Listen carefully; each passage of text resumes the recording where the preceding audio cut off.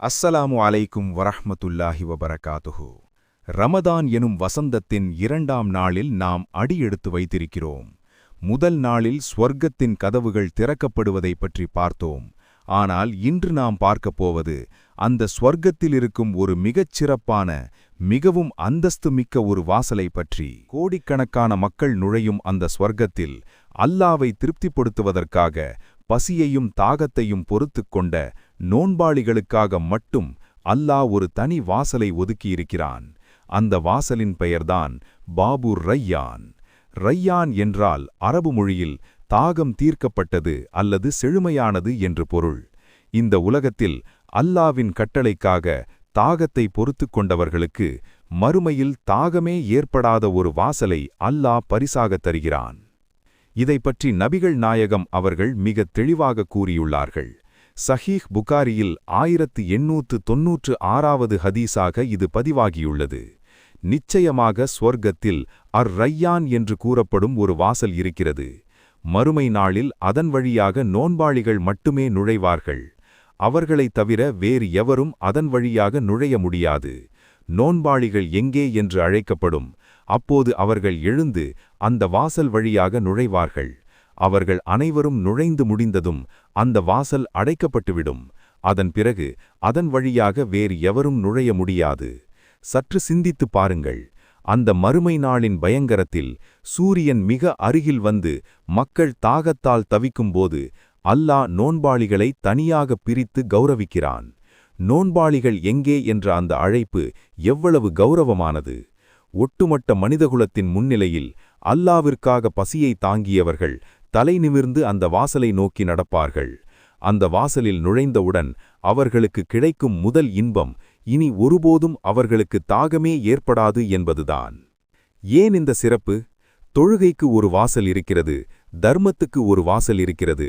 ஆனால் நோன்பிற்கு மட்டும் ஏன் இவ்வளவு தனித்துவம்? ஏனென்றால் நோன்பு என்பது ஒரு மனிதனுக்கும் இறைவனுக்கும் இடையிலான இரகசியமான வணக்கம். நீங்கள் தொழும்போது மற்றவர்கள் பார்ப்பார்கள். நீங்கள் தர்மம் செய்யும்போது மற்றவர்களுக்கு தெரியும். ஆனால் நீங்கள் நோன்பு வைத்திருக்கிறீர்களா இல்லையா என்பது அல்லாஹ்வைத் தவிர யாருக்கும் தெரியாது. கோடை வெயிலில் தாகம் நாவை வரட்டும் போதும் யாரும் பார்க்காத அறையில் ஜில்லென்று தண்ணீர் இருந்தும் ஒரு மூமின் அதை அருந்துவதில்லை. ஏன்? என் அல்லாஹ் என்னை பார்க்கிறான் என்ற அந்த அசைக்க முடியாத நம்பிக்கைதான் காரணம். இந்த தூய்மையான எண்ணத்திற்காகவே அல்லாஹ் கூறுகிறான், நோன்பு எனக்குரியது, நானே அதற்கு கூலி கொடுப்பேன். ஆதாரம் புகாரி. மற்ற அமல்களுக்கு 10 முதல் 700 மடங்கு வரை கூலி உண்டு. ஆனால் நோன்பிற்கு அளவற்ற கூலியை அல்லாஹ் தன் கைப்பட வழங்குகிறான்.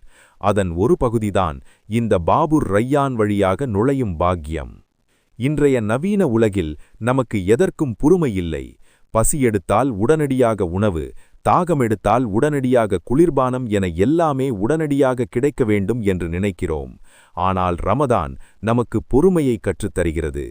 காலையிலிருந்து மாலை வரை தாகத்தை தாங்குவது என்பது வெறும் உடற்பயிற்சி அல்ல, அது நம் ஆசைகளை கட்டுப்படுத்தும் பயிற்சி.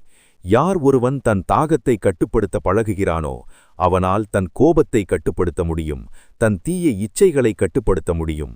இந்த உலகத்தின் தற்காலிக தாகத்தை நாம் பொறுத்து கொண்டால் மறுமையின் நிரந்தர தாகத்திலிருந்து நாம் பாதுகாக்கப்படுவோம். பாபுர் ரய்யான் என்பது வெறும் வாசல் மட்டுமல்ல, அது உங்கள் பொறுமைக்கு கிடைத்த அங்கீகாரம். அந்த வாசலின் வழியே நீங்கள் நுழையும்போது சுவனத்தின் தென்றல் உங்கள் முகத்தில் வீசும், உங்கள் நாவுகள் இனிவை பெறும். அன்பானவர்களே, நாம் நோன்பு நோற்பது வெறும் சடங்காக இருக்கக்கூடாது.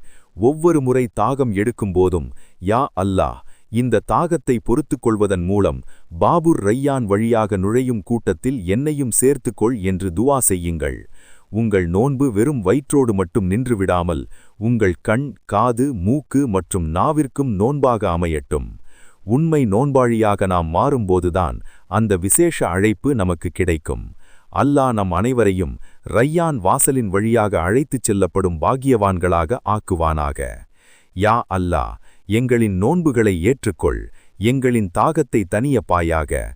மறுமையில் உன் திருக்கரத்தால் கௌசர் நீரை புகட்டி ரய்யான் வாசல் வழியாக எங்களை ஸ்வர்க்கத்தில் நுழையச் செய்வாயாக.